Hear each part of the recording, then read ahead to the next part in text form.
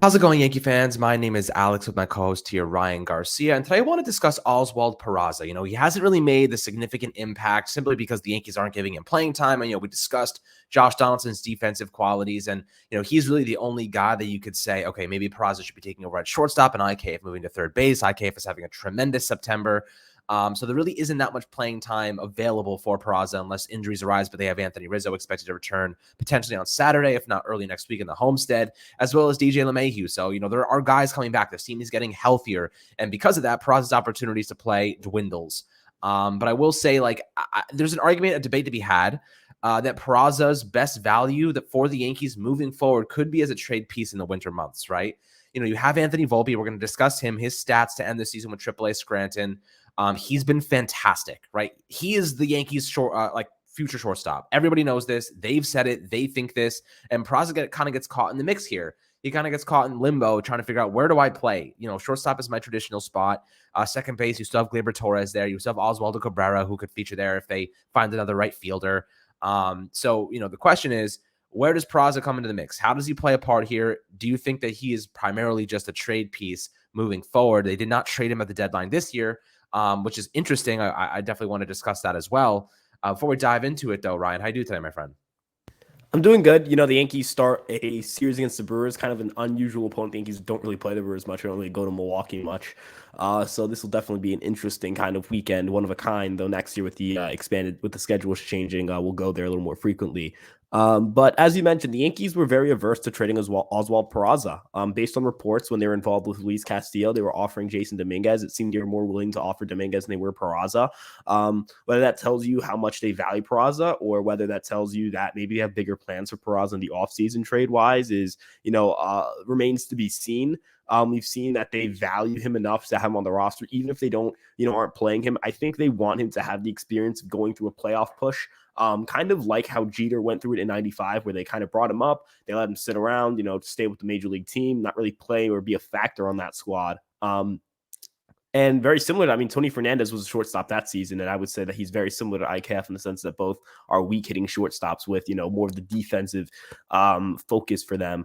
I look at Peraza and I think that the floor is very high for Peraza, but as you mentioned with Volpe, Volpe is just a better player. I hate to be conclusive on something that we don't know for sure yet, but I am fairly confident in saying Oswald Peraza is a worse baseball player than Volpe. And not to discredit Peraza, it's just that Volpe possesses, really strong defensive tools. He has much greater power.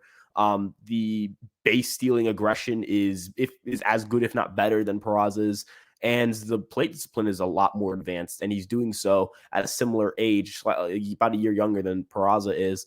Peraza is someone who is always been projected to be a glove first guy, kind of put himself in the upper echelon of shortstop defenders and give you league average, if not better, offense and steal some bases. I think a good comp for him would be like Dansby Swanson, and he maybe has a year or two like the one Swanson's had this year, where he has like a 120 OPS plus. But it's not supposed to be a guy that goes out and necessarily, has those 900 OPS seasons, those, 6-7 WAR years. Like, that's just not what Peraza is projected to be. But he's also not projected to be like a terrible player. He's supposed to be a major leaguer because of at least his glove and base running. So if I'm a team, I think we've talked about this before at shortstops. If I'm a team like, the Marlins, if I'm a team like the Angels, if I'm a team like Oakland, these are teams that do not have a shortstop. They do not have really a great shortstop at the position. Look at the Marlins. They have Miguel Rojas, a veteran who's really starting to break down. The Angels trotted out Tyler Wade and Andrew Velasquez as like an homage to the Yankees, I guess. Oakland has been trotting out a myriad of different shortstops, none of them really sticking. They recently released Elvis Andrus, who went to Chicago and has been pretty good there. But these teams just don't have shortstops, right? And the Yankees have an abundance of shortstops. Shortstop is an extremely difficult position to find. You're either a top level talent or you kind of sort yourself into that really good tier or that really bad tier. Mediocre shortstops are just hard to come by. And I'm not saying Peraza is a mediocre shortstop. He's just closer to that better than league average, and he is an all-star, of course. And that's valuable to teams, right? That just doesn't exist. If we look at, shortstop rankings, the list after Corey Seager kind of drops off dramatically. You go to Elvis Andrus and Hai-Song Kim, and Jeremy Pena and Jorge Mateo. Those are kind of like your good, not great shortstops. JB Crawford, Ahmed Rosario, and then you drop past that and you got Kyle Former, Javier Baez, Isaiah Kiner-Falefa, Miguel Rojas. Those are not good shortstops. Those are average to below average shortstops. So the cliff is very big between the Corey Seagers of the world and, the rest of the guys, if, to put it lightly. So Peraza kind of presents that middle ground. There are a lot of teams that could have pitching. I mean, there's a lot of teams with bats as well. The Yankees are definitely a team that loves adding left-handed hitters. And if you think of left-handed hitters around the league under contract, there are some guys that potentially Peraza could be moved for.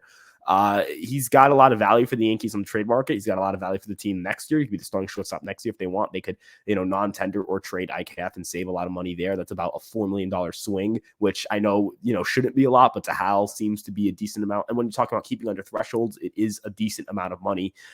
So I think there's a lot of opportunity here. I wonder where they go, but I mean, it's not like Peraza is some scrub who has no value or he's like a lights out shortstop. He's just kind of that in between of a good player who's just really young.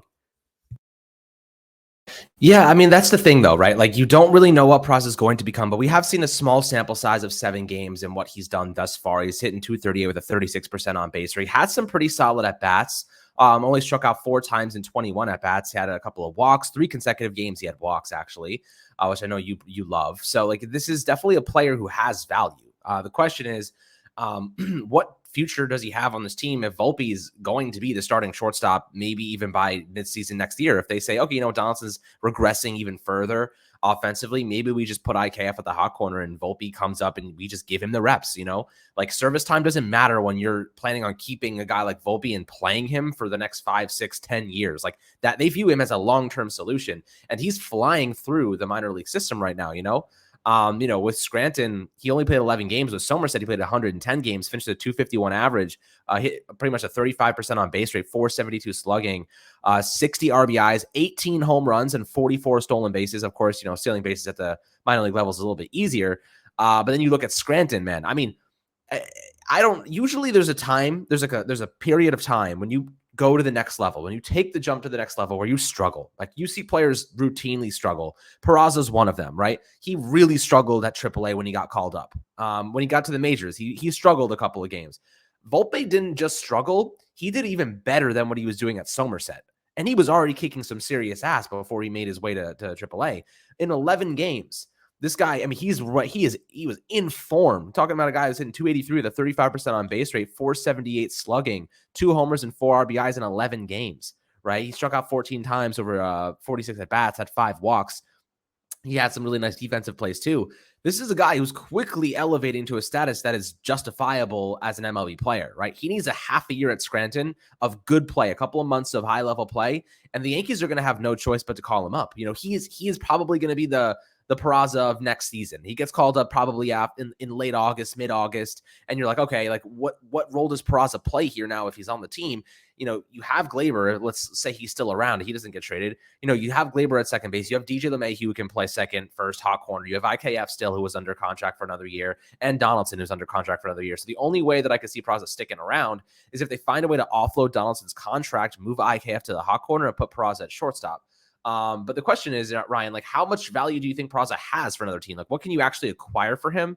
I think seeing a nice little sample size of games here was actually a good thing. He got on base. He had some nice hits. He showed good defense. I thought that everything that he put on the MLB field, the MLB baseball diamond, justified a higher price tag. I don't think it hurt his value at all. So, what do you think the Yankees might be looking for to acquire in exchange for him? It's frontline starter, right? I think I've talked about this. We're saying it's not going to be a Pablo Lopez if Pablo Lopez isn't considered better than at least three Yankee starters. It doesn't make sense to go out and trade him for a guy who slots into your 5 spot. If you talk about like value long term, you just throw in Schmidt and Herman kind of splitting time there, and you'll get your value over half a season. And if you go out and trade for someone at the deadline, and you'll live. And you don't need to trade Peraza for that. But I look at guys across the league. I was seeing on Twitter today, Brandon Woodruff, that's a great candidate to be a guy you trade Peraza for. That's a guy who's a frontline starter, consistently a top 10 to 15 starter. Had some seasons where you could have looked at him as a top 5-ish starter in baseball. And you think about Garrett Cole and, Woodruff, Severino, Montas, Cortez, however you want to order that rotation. That's 5 deep, dude. That's 5 guys who I confidently think are going to be in the top 30 and wins above replacements for starting pitchers any given season, in their worst seasons. You know, the reality of it is Peraza is too valuable to trade for someone that you don't think is a difference maker, big difference maker, not a minor upgrade, not a half a WAR or a 1 WAR upgrade. I'm talking big time. I'm talking going from, league average role player to bona fide star type player. And maybe that sounds like an exaggerate. Maybe it seems a little bit harsh to say that, you wouldn't trade Peraza for a guy like Lopez, who's definitely an upgrade over what you have at the 5 spot. But the reality of it is the Yankees don't have to trade Peraza, right? They can keep Peraza and move Volpe to second base if they absolutely, want to keep both. They're not inclined or in any need to trade Peraza. They have all the leverage in that situation. If they don't want to trade him, they don't want to trade him, right? You want Peraza, I want a bona fide star. I need someone who's going to change the outlook of my team. I look at the roster outside of Aaron Judge and I see good players, but I don't see that second superstar, right? That's the only situation I necessarily move a guy like Peraza in, or if I move him for a pitcher on the roster who's going to give me Garrett Cole-like volume, guaranteed for 30 starts, give me close to 200 innings, and put up really good per rate stats. I like Cortez a lot. I like Severino a lot. I like Montas a lot, despite the, rough start in pinstripes. But the reality of it is they either lack in the volume or the per rate department a little bit. You're not trusting Cortez to give you 200 innings, right? That's unreasonable. That's not to discount Cortez, but he wasn't built up for that, right? This is the first time in his career as a full-time starter at the major league level. Severino's coming off injury. Montas kind of lacked in the per rates department and also had an injury. If I can get that Nick, like a Garrett Cole type pitcher in terms of volume, and I get, those really good per rates, again, Brandon Woodruff, great option there. That's really the only 2 guys to move Peraza for. You've discussed this where Peraza's shown me signs of being at least having good presence in the box. I've seen him defensively. We've seen the reports of him defensively, the grades on him defensively. They're very strong.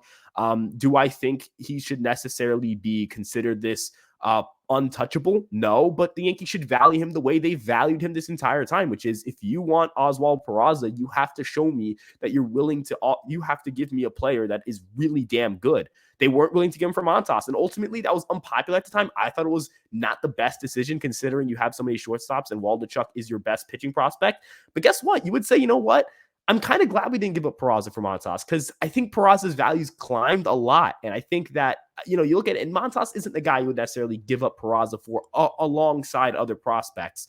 I think Pereira might reach that point at some point. I think Wells may get to that point at some point. But what makes Peraza so valuable is he's a shortstop. The floor is high. He's going to give you at least 3 WAR in a season if he plays a full season. That's valuable. That's better than what any shortstop's been giving you on the Yankees in the last 3 years, basically.